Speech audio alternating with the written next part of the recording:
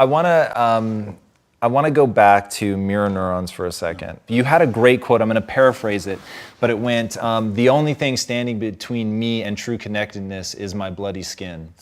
And I found that really interesting. What do you think that says about like human relationships as people try to stop the separatism and feel more connected and feel this sense of unity, to know that truly, from an experiential standpoint that can be verified in a lab, the only thing that stands between you and actually experiencing someone else's circumstance is a null signal.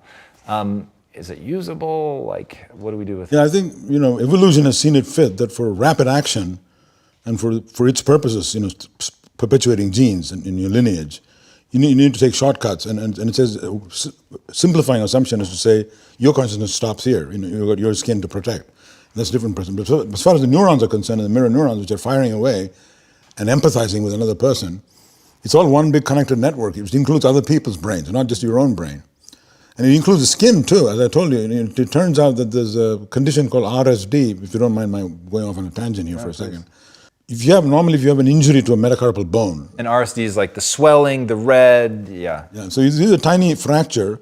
Normally the finger swells up and becomes red and it becomes warm, inflamed, painful. Classic signs of inflammation. And then the bone starts healing after a couple of weeks, and then the changes in the skin and flesh reverse. It's called healing, everything is fine. Right.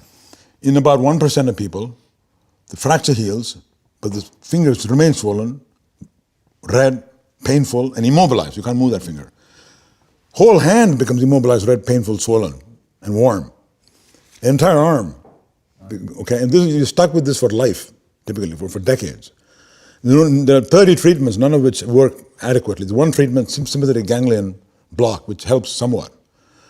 Now, we developed a trick which is now widely known and used for phantom limb pain, but we suggested it could be used for this, on the grounds that when the brain had a small injury and it sent a command to move, it's getting a pain signal saying, "Ow, don't move it, it's painful."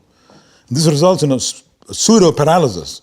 So the brain gives up attempting to move the hand because it's terrified. It's just, if I try to move it, it's painful. So it learns, it's called learned pain.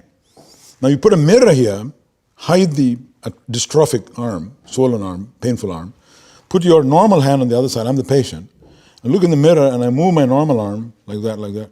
My dystrophic arm looks like it's moving, because it's not, it's just lying still. Right. I'm sending commands to both hands, only this hand is moving, this hand is not moving, and it looks like it's moving, but there's no pain because you're not moving the left hand. Are you with me so far? Yeah, yeah. So the brain says, look, your left hand is moving fine, and it's not painful, go ahead and move it. You unlearn the learned pain. And then soon afterwards, the experiments were tried on about 9 patients, and astonishingly, about half the patient online. The patient have this for months or years. And you watch the normal hand's reflection in the mirror, so the dystrophic, painful hand looks like it's moving with impunity. It starts moving. Not only does the inflammation, the pain subside, but the hand starts moving, the paralysis goes away, the redness changes, the color changes, and the hand stops sweating, and you get the temperature changes. You can't fake that with your mind.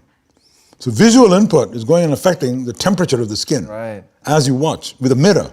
Rama, doesn't this